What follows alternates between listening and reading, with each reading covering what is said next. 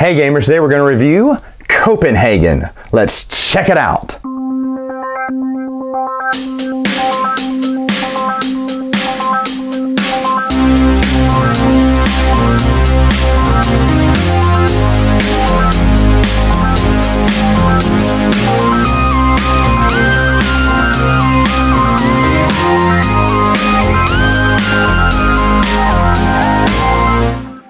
To set up for the game, you're going to shuffle this deck and deal cards out on each little harbor space. You're usually going to want to put these in color order. I just dumped them here everywhere, but you probably want to put them by color so that way everyone knows what's available in the game. You're going to have your little score trackers up here on the little score tracker card there. You're going to have this in-game card you'll save over to the side, and by the way, these little markers are little mermaids there. And then you're going to stack the little single one windows right there, and then all of the extra bonus tiles in the game, one per each player, over to the side. You can put them anywhere. I just put them over the side there. Each player is going to start with this little bonus ability, which I'll get to in a minute, and they're going to get their own little player board. They can choose from any of these four colors. I have chosen red. So to start off the game, the first player is going to get 2 cards, second player is going to get 3 cards, third player is going to get 3 cards, and fourth player will get 4 cards to start off with. So let's say I'm first player, and I'd start off with 2 cards. All these are the same picture. They just have different colors on there, and of course they have the types and shapes of what color goes, what shapes go with what color. So in this game, you have 2 options. You can take cards or build, play cards and build. So I could take any 2 cards as long as they are together, meaning I could take these 2 or these 2. Maybe I choose to take these 2. Now when I do that, I add them to my hand and deal out 2 more cards, and that's the end of my turn. And then it's the next player's turn. And then let's say it comes around to me again, and I can take 2 cards or play. Now what one of my special abilities is, and what everyone starts off with, is this card. This says I can get 2 cards from any area. They don't even have to match. So I would use this ability, flip it over to show I can't use it anymore, and then I will take a blue and a yellow. Aha! So that's what a secret ability does. Since I have blue and yellow, that's what I'm working for. And then I deal out a few more, and then let's say all the players, I didn't really shuffle this deck very well, did I? Let's say all the players go around again. It's my turn again. Well, in this turn, instead of picking cards, you can only have a maximum of 7 cards in your hand, and I have 6 right now. So I'm going to play some. I'm going to play this. Let me see, this 4 one here. So 4 blue. So I play 4 blue, and then I grab a tile that has 1, 2, 3, 4 squares on it. Now I didn't have to play all 4. I could have played maybe a 3 and gotten this one, or a 2 and gotten this one. So I didn't have to play all 4, but I wanted to because I wanted this one. This is the one I wanted. And then Tetris style, I would just place this on my board like so. And you can place it anywhere you want. The only rule is it can't go in the middle of nowhere. It has to go on to the ground or touching another one. So another one, if I had another one later on, I could stack it on top of that, or stack it there since that touches the ground, but I could not put it way up here, because that's not touching the ground there. So it has to kind of stack like Tetris 2. And maybe on my next turn, I would just play 2 cards again and take one of these yellow 2s right here and then place it in between like that. So what you're trying to do, obviously, is trying to fill up your board vertically or horizontally. For every time I fill up, and let's say that let's say I got a red one later on, and I filled it up like so.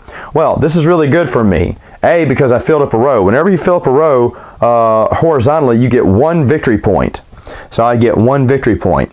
Now, if this had been a row full of all windows, let's say that I had played it like so, and now it's all windows. Well, instead of 1 victory point, I would have gotten double, so it would have given me 2 victory points. Same thing with vertical. If you do 1 vertical, you get 2 victory points.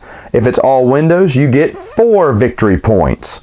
And so you're going to be doing that. Now, if ever you cover up one of these seals, or fill the rows of one of these seals, you will get another ability.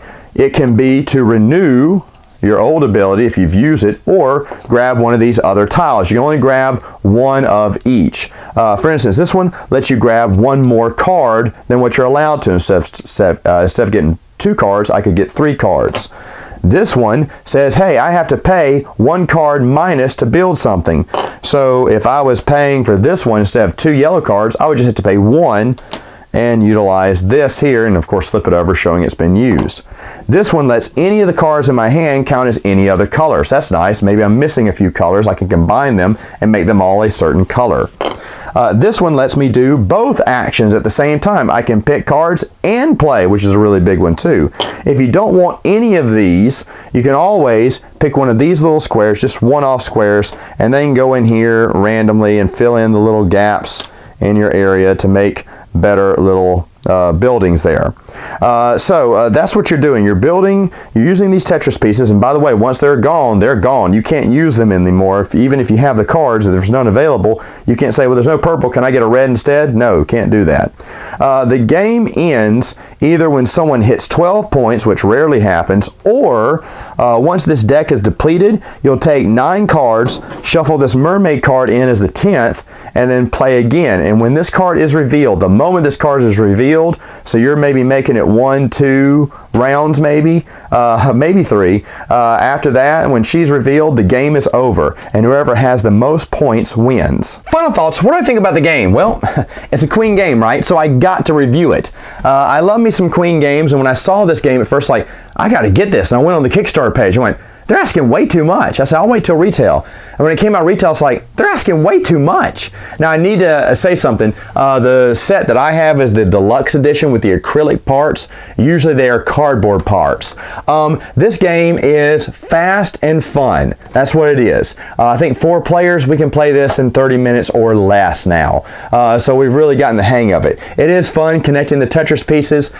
Very rarely do we get 12 points. It is super hard to get those points there. But, and the end game is with when the cards run out and you only get 10 cards left and shuffle that mermaid in. I understand why they did that, because you never know when the mermaid is going to pop up.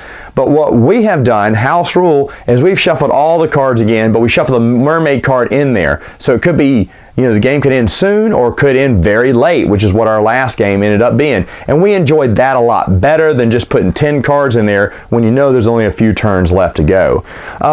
But Copenhagen, great game. Not worth the price still, though. I don't believe there's enough in this box to say, yeah, this game is worth, what, 50 bucks, 60 bucks, what they're selling it for?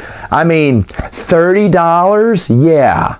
$30 I can see. $20 would be a deal, but the 50, 60 bucks, I don't think so. It is a fun game though. All right, gamers, that's all the time I have for now. Until next time, game on.